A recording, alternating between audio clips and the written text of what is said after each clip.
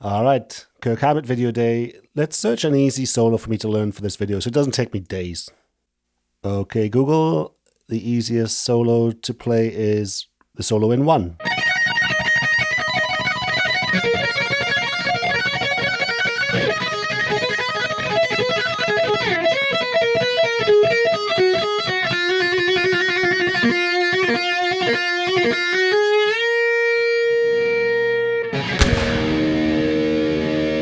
Hey all, welcome to Circle of Town. Today we have Metallica. I think this might be the most I've ever done a band, even more than Type O Negative, which is one of my favorites. So this time it's on Justice for All. So in the past, if you're new to the channel, I've done Master of Puppets.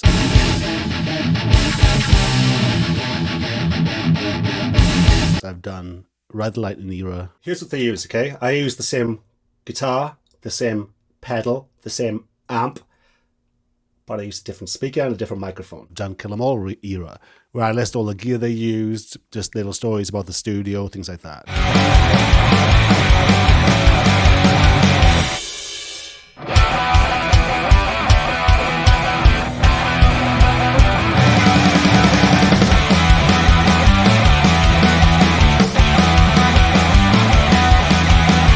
So this time, it's And Justice for All. And probably my favorite guitar tone, believe it or not, my favorite guitar tone era of Metallica. It's just so gnarly.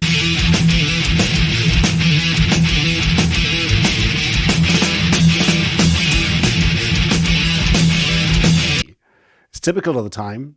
There's the old adage, about the lack of bass and stuff like that. But I've got good stories about that. But first of all, this isn't just about And Justice for All, because it's about that year. It was in 1988, 1989. They also did Garage Days Revisited within the year of each other. So I remember the joke that on Garage Days Revisited, I think it might have been written on the actual sleeve, that it took them as many days to get the gear in to record Master of Puppets as it did for them to record Garage Days Revisited. Now, when it comes to that era, the late 80s, with Kirk at the peak of his powers, I just want to talk about what I think is his most underrated solo that he ever did. And I'm talking about underrated, not his best, which in my opinion is Call of Cthulhu. When you think about his skill level and his writing ability at the time, dude, I think the most underrated solo he ever did was this.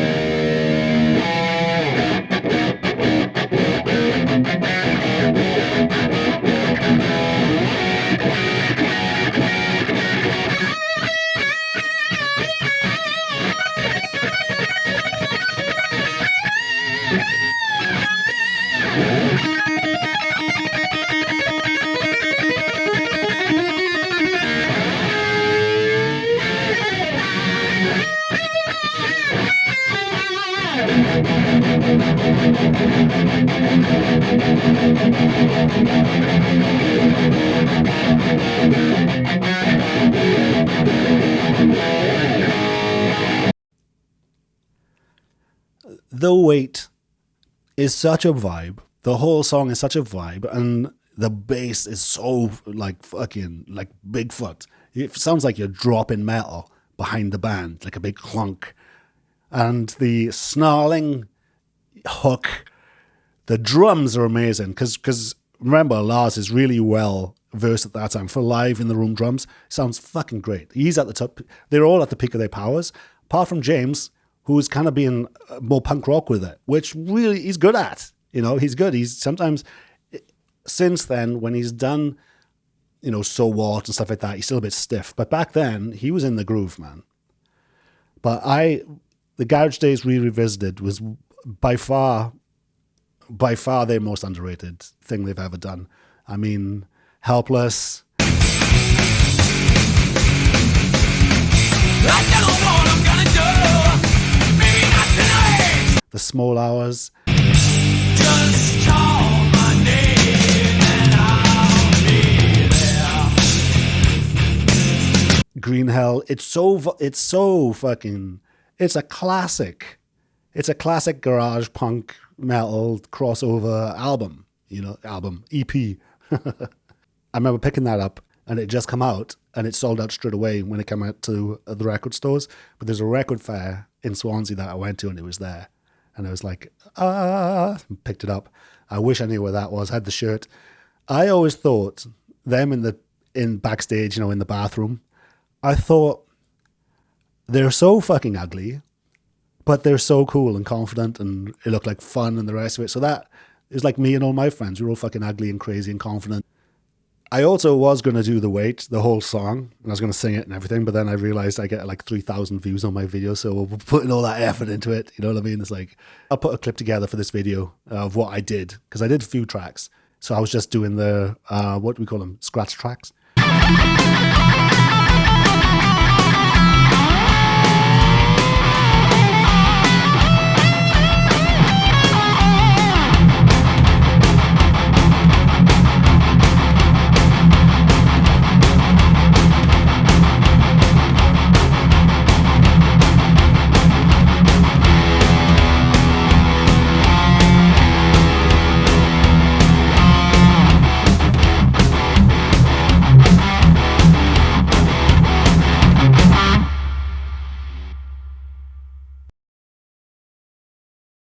And actually, for Metallica, and Justice for All was only 4.5 months. There was one drop in. It was for one of the solos. So he was on tour. The album was done. It was being mixed. And he was unhappy with that solo and it kept him up at night. So what did he do? He got on a plane in mid-tour, no sleep, went straight to just redo the solo. The band was going one way and he was on his way to, I think it was in New York, to re-record that middle solo, and he got it done. And he said he was so proud of the result. He's like, it's well worth it. I've done a video on Kirk recently, kind of accusing him of phoning it in, because at the end of the day, he's rehashing his old solos. He's like copy and pasting his old solos into the new stuff. But this is praise. This is my favorite era. I think Kirk Hammett at this point was at the peak of his abilities. He was an absolute savage. And actually Lars was at the peak of his too.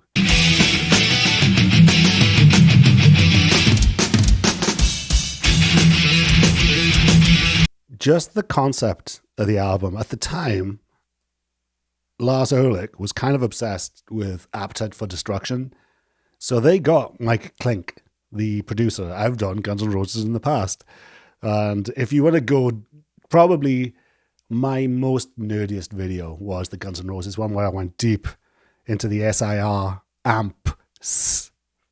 Lots of weird shit went on with the guitar sound on Guns N' Roses, including Slash like throwing a vintage Gibson SG through a window because it wouldn't stay in tune. It's like, are you new to Gibsons? That's probably why Slash's guitar wasn't an actual Gibson and it stayed in tune, because it was a Gibson copy. I didn't think of that. So with the actual real Gibson, the only real Gibson that he used on like one song kept on going out of tune, and the other ones his copies were rock solid. But anyway, that's another story for an older video, so check that out. Maybe I'll put that in the description too. The links to all the Metallica ones and the Guns N' Roses ones. Mike Klink, I believe he's credited as being the drums engineer on it. Imagine Mike Klink being reduced to an engineer after Appetite for Destruction. But the reason being, on Justice for All, him and Hetfield, 4 days just trying to get one guitar sound. Lars at the time was money, money, money. The only reason they used Flemming, Rasmussen in the first place in Europe was because it was like a third of the price of recording in Hollywood. So he was all about like burning up time. 50% of his being was on the phone, because I'm telling you, no Lars, no Metallica. He did nothing but spend time on the phone, promoting them, doing interviews, hyping them up, haggling with venues, haggling with managers, just basically being a pain in the ass for the industry. And he became undeniable. I know it's like a Joe Rogan be undeniable type of shit, but he was, man. If your band had a Lars Ulrich in it, the chances are you're going to make it, because he's going to keep on going and digging and to have a Lars in your corner, fucking up the industry for you. Jesus Christ, dude. He's metal. He's metal as fuck. I love him. I don't care that he's a great writer of drum. drum fills, drum riffs. You know, he's a good writer. Maybe he can't execute everything live. Anyway, 4 days it took. Well, I'm passionate about this subject. 4 days it took just to get a guitar sound. And in the end, they were like, Mike, bye, on the phone to Flemming. If you don't know, he actually produced the first two, the second and the third album, Ride Lightning and the Master of Puppets. Now they're recording in America, and he was obviously in Europe, and he's booked to the gills because of all the success of Master of Puppets. So he's got like clients falling out of his ass. He could not be available for And Justice for All. But Lars being Lars, you got to get Lars in your corner. You know what I mean? He just nagged him on the phone until he was undeniable. And Flemming got on the plane the next day and created one of the best, gnarliest guitar sounds that I've ever heard. I mean, blackened and shit, come on. And the solo tone, Kirk's solo tone, I love his solo tone on Kill 'Em All. Guitar tone is world class. And funnily enough, my intro tone is practically very similar to his Kill 'Em All tone, albeit with a different guitar. You know, he had his Flying V and a different boost. So I was using a Bad Monkey boost and also a Jose style modded Marshall, a similar one that James would have used back in the day, and Kirk. I don't have my ducks in a row with the tone. It actually does sound pretty similar, minus one of the most expensive delays that you can buy today. He was using back then, an old TC Electronics. And I've got a treat for you guys, because you know this is a gear settings channel. I have, if you just take a little peek in the description, there's a link to all of Flemming Rasmussen's notes. You want some settings, porn? Got some settings. We got settings of the actual, of the delay. We got settings of the amps, Mesa Boogies. There's pictures of his amps, the amp stack that they had. It was mostly Mesas. There was one JCM 800 in there. And judging by the settings, there's more knobs than is on a JCM 800. So probably most of it was the Mesas. But yeah, I'm not going to go into nerdy detail on the gear, bar that it was, you know, mostly Mesas into Marshall cabs with an SM57 and also a fancy pants microphone as well, just to capture the detail. There's even pictures of the drum setup with the, you know, condenser mics hanging down above him and everything, because maybe that was mostly mic clink. But check the description, and just by the description, there's a link to my Patreon. So if you want to jump in there. And speaking of Patreon, can you remember the old days? The Blood and Thunder days? The Stringgate. What have I got? You can't even see how bad it is. You got to put it with something contrasting. Oh, that's not going to do it. How about it? So, see this rat's nest? I just restrung it, and it's not going to sound like Kirk's solo because I'm in a different tuning. All right, I'm like D sharp, I think. But I had to put new strings on it because I had thicker strings on this bitch. A Tokai VC75. The VC stands for Vivian Campbell, right? The Still in the Night guitar.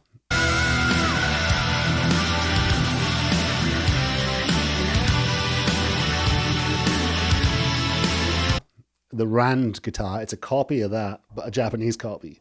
And probably every bit as good as the Rands. Look at the cutaway, 27 frets. How many frets do you have? I have more, all right? In the 90s, anyway. This guitar was built the same year that And Justice for All was recorded. So 1988, 1989, something like that. So VC, very cool, huh? Pointy, you can't get more pointy. You can't see how pointy it is. Oh. And this did cut my thrash singer's face, because I poked him in the face with it. And then his hair got tangled up in here. So he was stuck to me for about a good 15 seconds on stage. Probably doing a Metallica cover. No, we didn't do Metallica covers. We did Violence, Sabbath, stuff like that. Cool stuff. Shit, right? So I used this into it's a Langner modded Marshall. So think of the Exodus Temple of the Damned.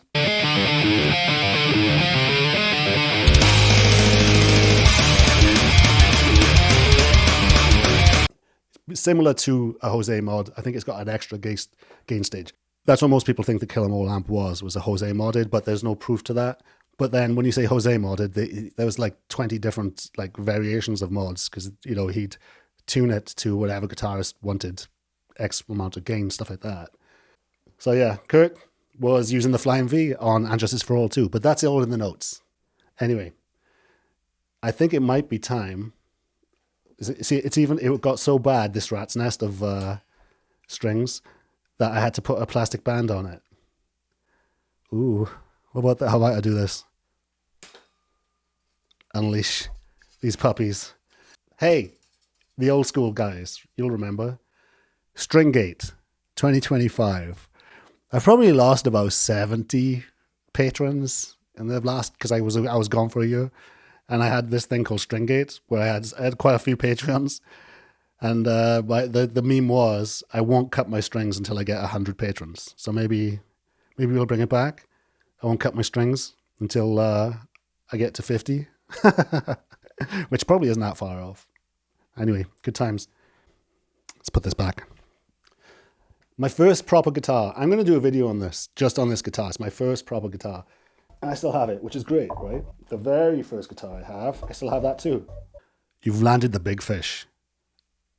The man that did Appetite for Destruction. You were on the Monsters of Rock tour, one of the biggest tours ever. You're booked to go on Saturday Night Live. Did you know that? Post Master of Puppets, Metallica were booked to go on Saturday Night Live. The most expensive place in the world to rent studios is in Los Angeles. So they had that all booked too. So Saturday Night Live, expensive studio, Mike Clink, all ducks in a row have to work in between their touring schedule. James Hetfield then gets on a skateboard and breaks his arm and fucks it all up. So they didn't get to go on Saturday Night Live. They had to like reschedule, like mad scramble. Imagine telling a studio in LA, one of the biggest ones, that, oh, we can't come. Our numbskull guitarist fell off a fucking skateboard. But I'm sure LA studios have seen way worse, especially with the drinking and the drugs and the chaos, you know. Not many people know that One was inspired by Venom, the band Venom, which I've also done another video on. So how the hell do you get from Venom to like the subtleties of the intro and the melodic, you know, sonorous beauty of the intro? I wouldn't have thought Venom, but it's the fire and brimstone, you know. It was based on a book that their manager put them onto. And when I say manager, we're talking Q Prime. I think it was just before Q Prime. A bit sketchy gangster, but, you know, little bit of money laundering, you know. But yeah, they were swimming with big fish when it came to that. So imagine telling that manager that inspired One that, oh, he broke his arm just before we were about to go in. Sorry, my bad. So yeah, Mike Clink was out. Rasmussen came in, saved the day with the guitars. Jason had already been on Garage Days Revisited, and he was loud. He was loud in the mix. Everybody knows that you couldn't hear him at all on the album. So what happened was cocaine. Lars had a specific way how he wanted his drums to sound. He would actually bring in pictures of an EQ setup. And so I told Mike Barbier, I said, Mike, why don't you work with Lars and get the drums the way he likes it? And once you get that, call me in. So they spent a lot of time getting the drum sounds and everything like that. And so I walk in, Lars goes, yeah, I'm happy and everything like that. And I listened to it. I said, this sounds like shit. I hate the sound. So I chased everybody out of the room. I think I had Hetfield in the room. I kind of changed the drum sound to make, you know, more what I was hearing. Then we put on the bass, the guitars, everything like that. And what was cool about Jason's parts, they were a perfect marriage with Hetfield's rhythm guitars. It was a great marriage. Worked out great. And so I'm getting the mix up and everything like that. Hetfield gives the thumbs up, so we decided to let Lars and everybody come in. So Lars comes in. He listens to it back a couple of seconds. He goes, he shakes his head. He says, stop tape. I said, what's the problem? What happened to my drum sound? And I think I basically said, you were serious? So we had, long story short, we had to get the drum sound the way he wanted. And I'm like, oh, God, here we go. And he goes, okay, now the bass. And I said, great part. All right, I want you to drop the bass level down in the mix where you barely audibly can hear it. I thought it was a joke. So I did that, and then they said, "All right, drop it down another 6 to 8 dB." I looked at Hetfield like this. I said, "Is this guy serious?" And Hetfield went like this. Okay.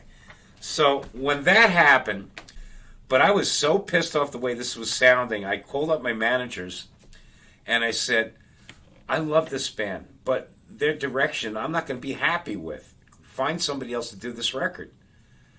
And at the time, Cliff Bernstein and Peter Mensch were managing the band. They talked us into staying with it and everything like that.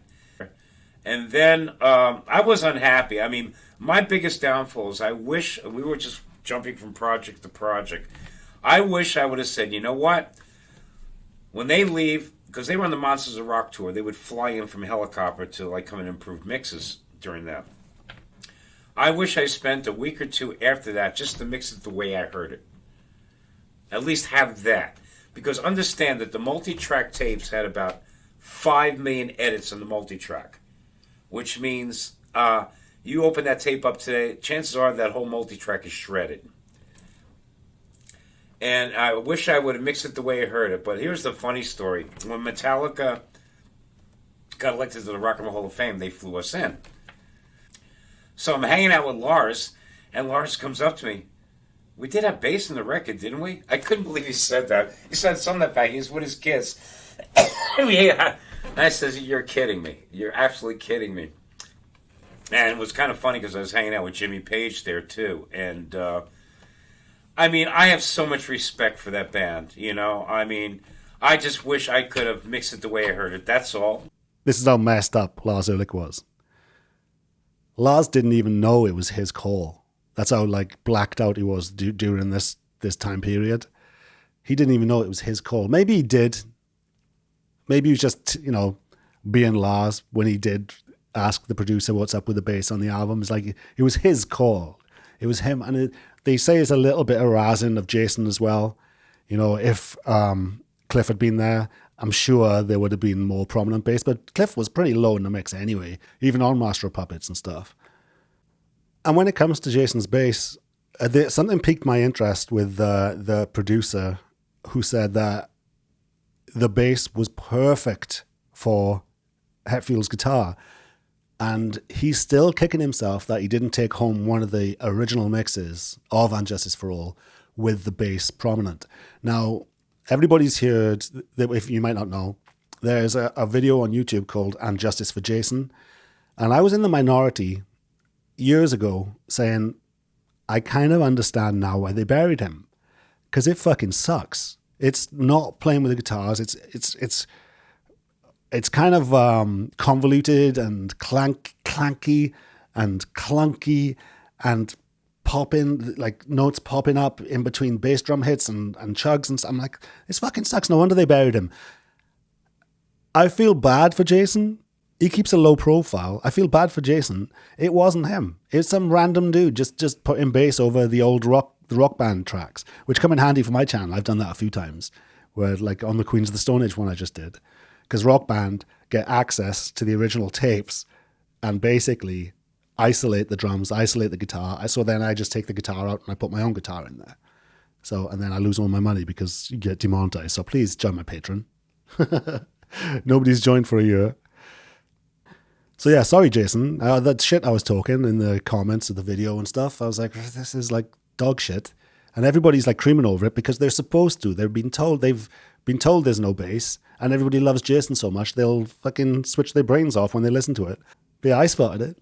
Jason was so shocked and like gutted at what they did to his mix that he blocked it out.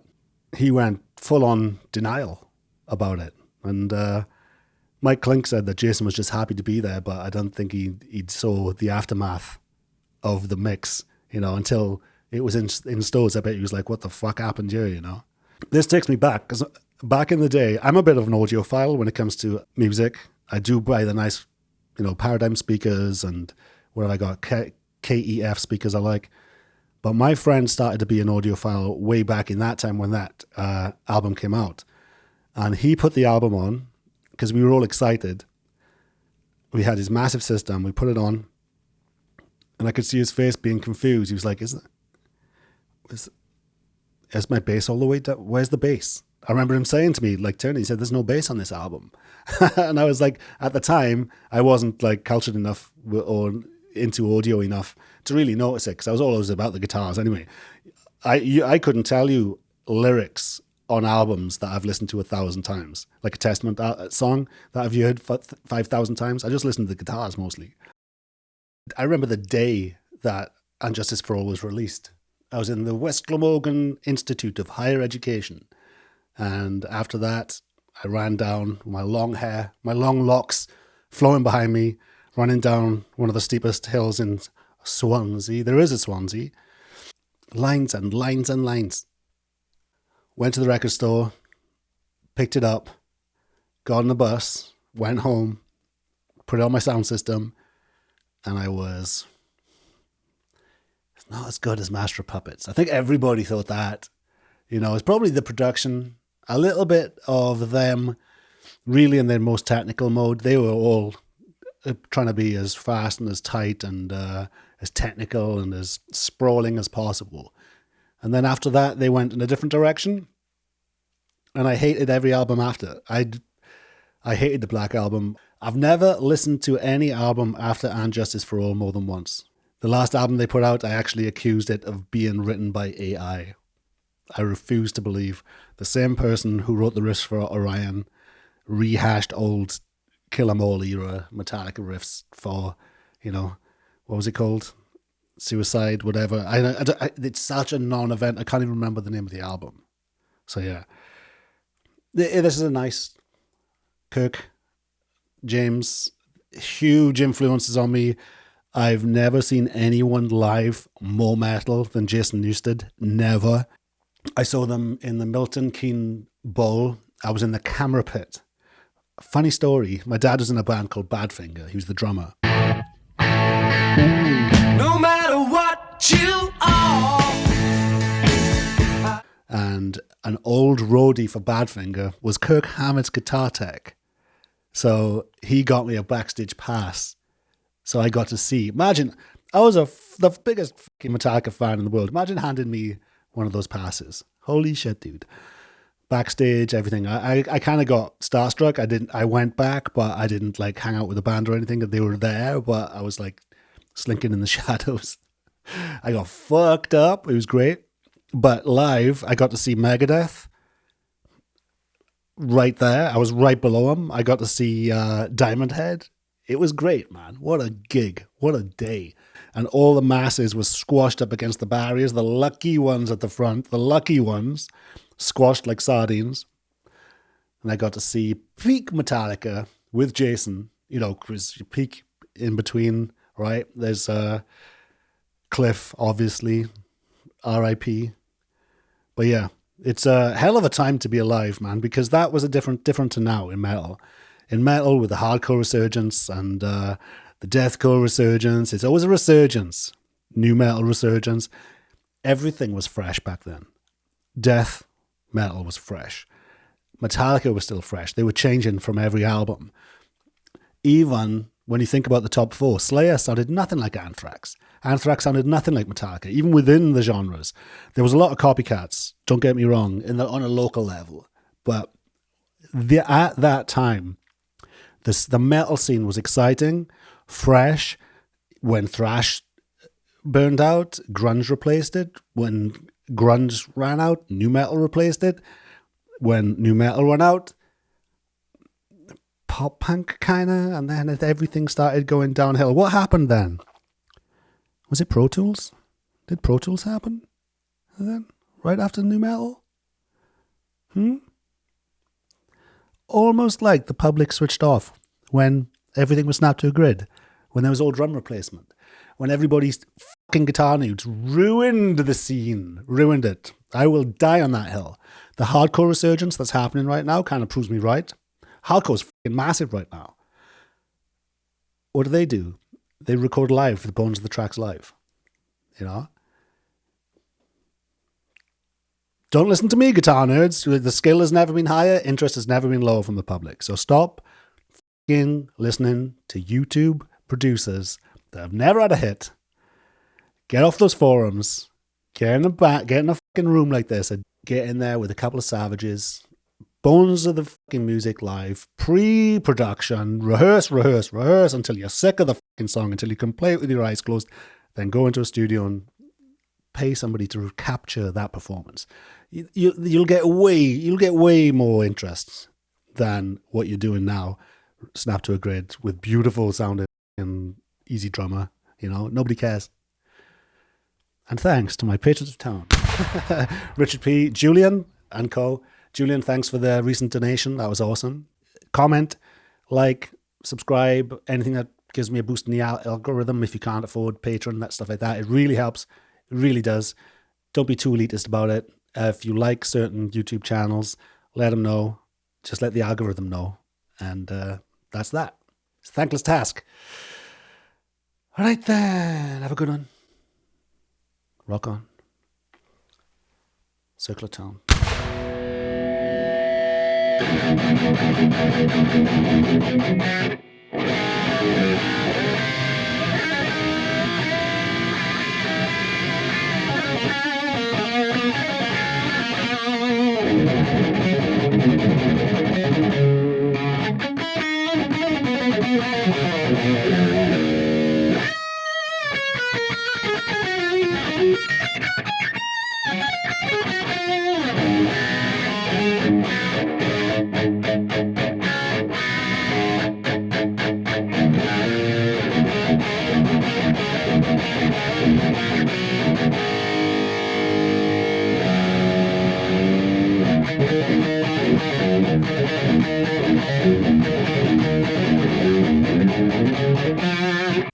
Okay, Google, the easiest solo to play is the solo in one.